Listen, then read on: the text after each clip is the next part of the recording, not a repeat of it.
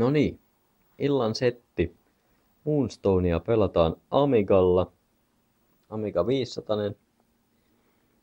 Sitten meiltä löytyy toinen Amiga 500, kolmas Amiga 500 ja neljäs Amiga 500. Ja mitäs muuta? Pelejä on aika hyvä setti. Ei ole valoa kyllä tarpeeksi, että näkyisi, mutta näkyy toi Suomi-leijona hienosti.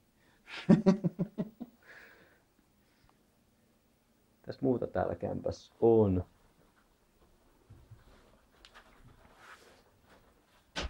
Sitten meillä on 2 kappaletta Commodore 64 ja yksi VIC 20 ja